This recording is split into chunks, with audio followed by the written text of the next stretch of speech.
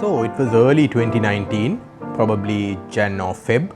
I had gone to Colombo city centre with some colleagues on a work assignment actually, and well, I saw the Fossil store. I happened to wander inside and I saw this watch, which was called the Commuter Automatic Brown Luggage watch.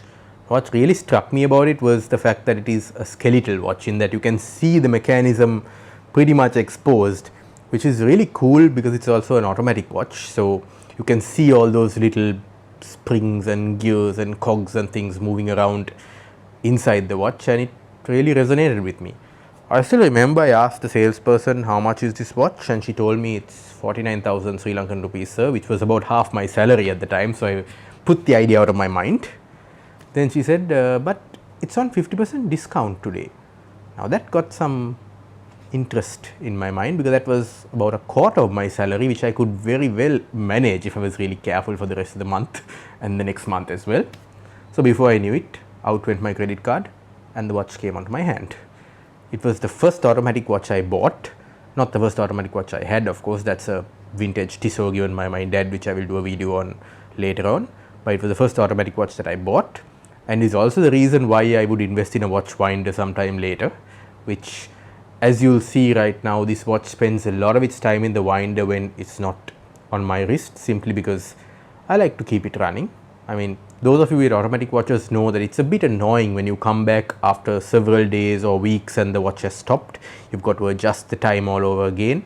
Now this watch is not too much of a palaver to do that, because it's only the time, and I'm really grateful that it doesn't have a date function, because, well, my memory is pretty good still. I can tell you what day it is, but the time, of course, well, I couldn't tell you that even by looking at the position of the sun. So that's all I need in an automatic watch, and that's in fact why, if I'm buying an automatic watch, I would think twice about buying one with a date feature, simply because my watch winder can only take 2 watches, and as you would have seen in the video, it's full.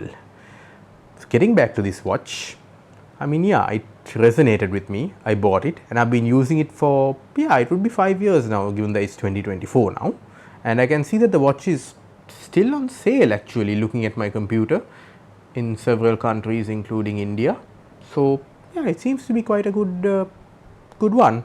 It's a 42mm watch, and I don't know if this is coming through to you, but it's pretty thick. This is not a thin slimline watch on your wrist. It is a pretty thick or fat watch as well, of course, I guess because of the mechanism and stuff, and it is on its 3rd leather strap, because, well, for some reason the original Fossil straps don't seem to be that great in quality, you know.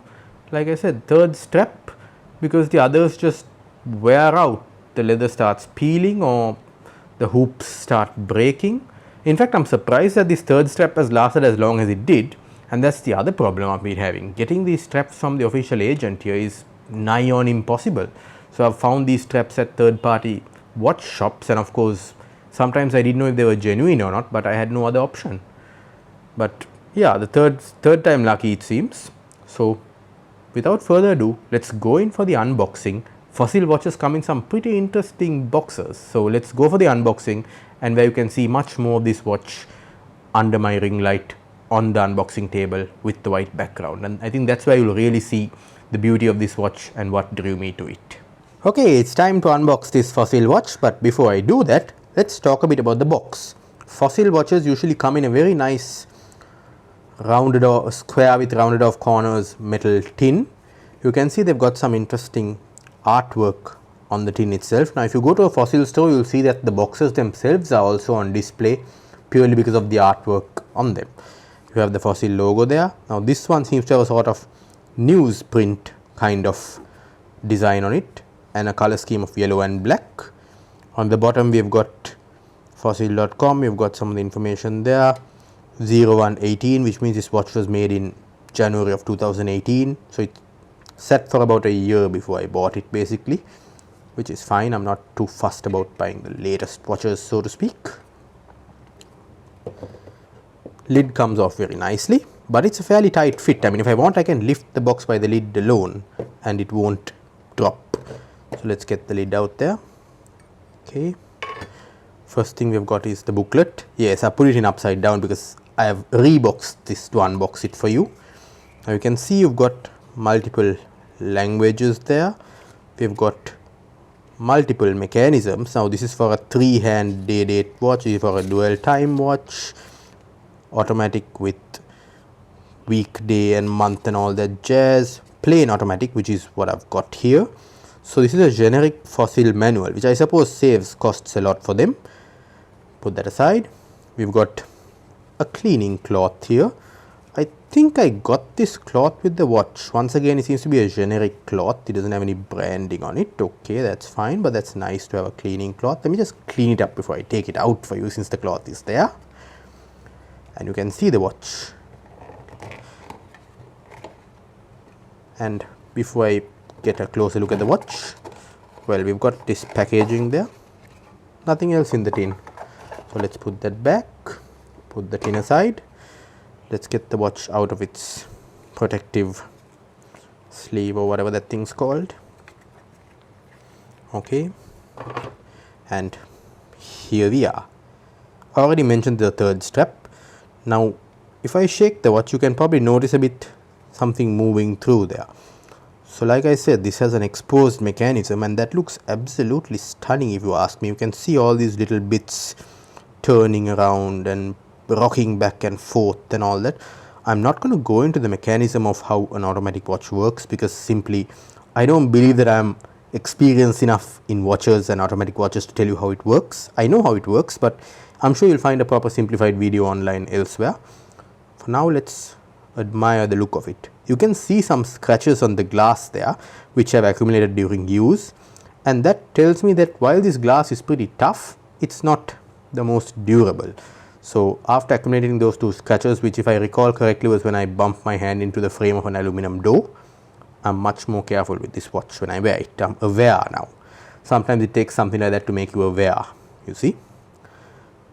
Watch how the second hand sweeps. You can see it's basically your no frills watch. There's no date or anything like that. Japan movement.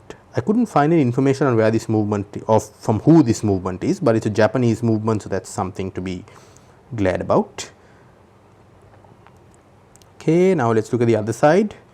Now there you can see the weight. That little semicircular bit is the weight, and that is how the watch charges itself. You see with your arm movements, when the weight rotates like that, it winds a spring, and well, that wound spring then releases slowly, releasing energy through the mechanism to turn the hands. That's in a nutshell how things work. And you can see that with a fully transparent back, you can really see how things work in this watch. Now we can see on the weight is written 21 jewels. Let me just take that off camera to make sure for myself because it's so small. Yes, 21 jewels, Fossil, Japan. Those are the three things written on the arm of the weight. So what are jewels in a watch? That's another topic that I'm not going to try and explain. You can find it out for yourself from a far better source than me. But suffice to say, it's part of the mechanism. But if you want to see some of these jewels, well, you can see them already. You see that little pinkish ruby colored thing there? That's a jewel. To the front, if you look closely, you can see another jewel. Of course, there should be 21 of those. Like I said, not all of them can be seen, and you will have to see elsewhere how jewels affect the operation of watch or why they are needed, kind of thing. Now another thing I talked about is the thickness of this watch. I can see how thick it is. Let me just take a rather tired ruler to it and see. Oops, bumping the camera there. Okay, so wow, so the watch is a full centimeter thick. Yep, that's coming in at actually more than a centimeter. We're looking at about 1.2, 1.3 centimeters. That's basically a little over half an inch for Americans out there, which is really thick for a watch. So yeah, when I wear this watch, like I mentioned, I have to be a bit aware of its thickness. But otherwise, lovely thing, very lovely thing. So now let's go into the conclusion of this video where, well, now that we've seen a bit of the watch's mechanism and how it looks, I think you'll agree that, it's quite an eye catcher. I mean, I've had people strike up a conversation based on this watch alone, particularly of interest in seeing, you know, the exposed bits of it, and you know, so in that sense it's quite a nice watch to wear. Of course, if I were to talk about a few cons of it, it's that given its relative thickness or fatness, you can't really wear it with certain types of long sleeve shirt, for example, particularly those where the cuffs are a bit restricted, or if you are wearing cufflinks, because of the size of the watch, once again the cufflinks on the inside will bump against the watch strap or even the top of the watch itself like that. So yeah, a few cons there, but otherwise I mean, I think the watch looks pretty nice, especially in sunlight, when you can see the sunlight glinting off all those mechanical bits inside there. That's when the watch really looks good, and of course with a brown leather strap you have to put on this watch. Now like I mentioned, it's on its third strap, and I've had a lighter brown strap, which is what the watch came with. I've had a darker brown strap, and this third strap is the sort of mid brown strap that I'm having on it right now. The watch doesn't look too bad in the night either. I mean, yeah, some of the impact of having all those moving parts and all is somewhat diluted under artificial lighting, I feel, but that's just me once again. But having said that, time of day doesn't really influence what time I wear this watch. I just, when I wake up or when I'm going to get dressed or whatever to go out, I just pick some watch that resonates with me at that time. So to sum up, I mean, I think I made a good purchase. I'm happy with it. It hasn't given me any trouble.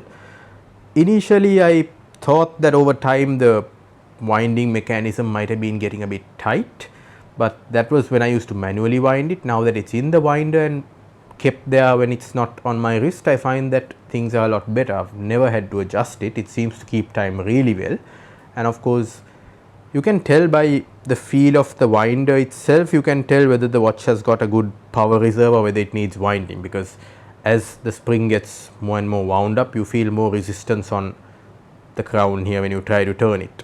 So while it doesn't have a fuel meter, when you have lived with this watch for long enough, you can kind of get a feel for roughly how much charge, so to speak, there is in it. Now for those interested, specs were told to me that this watch has a power reserve of 40 hours, which is pretty standard for, you know, your non-premium mainstream automatic watch. I've never really tested that 40-hour claim, but what I do know is that it can go for 24 hours without needing winding. That I have tested. Haven't gone beyond that, of course, because well, I wore the watch again at that time. So yeah, that's pretty much all I have to say about this Fossil, what's it called again, Commuter automatic brown luggage watch. I'm really not good with remembering the full names of all my watches, but then again, it's not really my thing to remember their full names, because I'm one of those people who just buys watches based on how I feel about them, not on really whatever brand they are. Of course I do my research. You've got to do your research to find out, is this a fairly decent brand, is the watch likely to last for a long time, or is it going to break after the second month of use, for example. You've got to do a bit of reading around there, talk to a few knowledgeable friends as well, and go at it with an open mind. That's what I do. So there you are. I hope you've enjoyed this video, and if you have, let me know. If there's anything you feel that could be improved about it, let me know as well. And don't forget to subscribe to my channel. Thanks, and have a wonderful day.